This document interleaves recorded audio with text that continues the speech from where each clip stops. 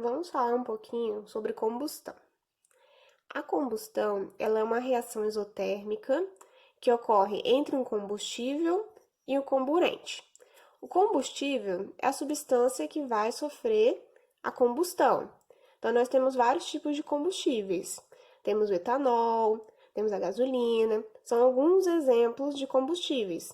Mas qualquer substância que pegue fogo, digamos assim, ela vai ser um combustível. Por exemplo, uma folha de papel. Se eu colocar fogo nela, ela vai queimar. Então, também seria um combustível. Então, combustível é qualquer substância que sofra combustão.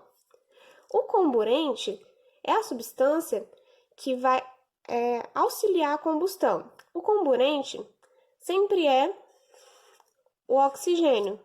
Então, na presença de oxigênio, um combustível ele pode ser queimado. Sem oxigênio, que é o comburente, a gente não consegue ter uma combustão. Nós temos dois tipos de combustão, a completa e a incompleta. A combustão completa, ela é uma combustão que vai produzir CO2 e água como produtos. Já a combustão incompleta vai produzir monóxido de carbono, CO, pode produzir fuligem e também água.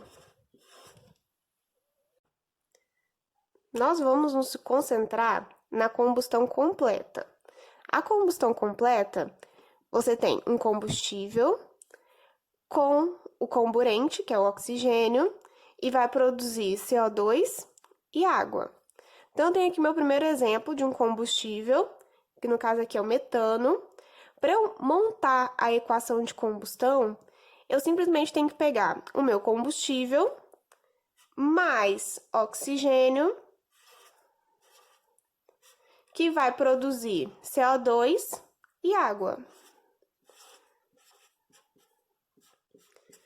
Então, para montar a equação de combustão completa, ela é muito simples, que basta você ter um combustível e adicionar oxigênio, que vai produzir CO2 e água em toda a combustão. Um outro exemplo aqui, eu tô com o etanol. A combustão do etanol é a mesma coisa. O etanol é o combustível, vou ter que adicionar o oxigênio, que vai produzir CO2 e água, isso numa combustão completa. Eu coloquei aqui dois casos que não seguem esse padrão. Só que existem outros, mas eu coloquei esses dois casos que aparecem mais, que é do carbono e do hidrogênio. Reparem que eu tenho aqui sempre produzindo CO2 e água. No caso da combustão do carbono, eu tenho o meu combustível, que é o carbono, mais o meu comburente, que é o oxigênio, só que a produção dessa queima não necessariamente vai ser CO2 e água. Na verdade, vai ser só CO2.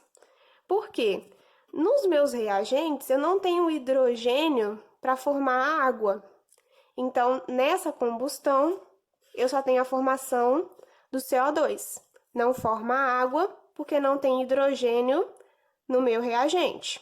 Então, não tem como ter água sendo produzida se eu não tenho o reagente para produzir a água.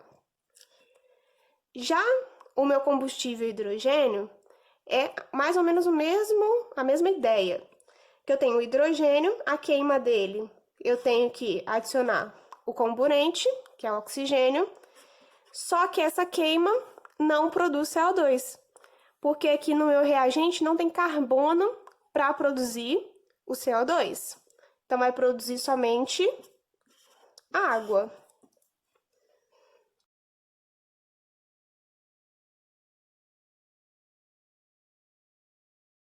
A entalpia de combustão, ela é a energia liberada na queima de 1 mol do meu combustível.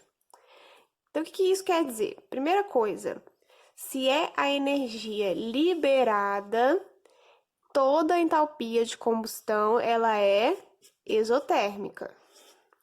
Porque energia liberada, isso é uma reação exotérmica. Sempre na queima de 1 mol do meu combustível. Ou seja, quando você fizer o balanceamento da sua reação de combustão, no seu combustível tem que estar o número 1 do balanceamento. Como assim? Coloquei aqui uma equação de combustão, no caso do octano. Eu tenho essa equação, ela não está balanceada, a gente vai balancear ela. São 8 carbonos no reagente. Coloco 8 na frente do CO2 para dar 8 carbonos no produto. São 18 hidrogênios no reagente. No produto, eu preciso colocar o número 9, que multiplica a água. E agora só falta balancear o oxigênio. No reagente, tenho 2 oxigênios. No produto, eu tenho 8 vezes 2, 16. 9 vezes 1, 9. 9 daqui com 16 daqui vai dar 25 oxigênios. O número que eu vou colocar na frente do oxigênio vai ser 25 sobre 2 ou 12,5, tanto faz. E reparem que o meu combustível ficou com balanceamento 1.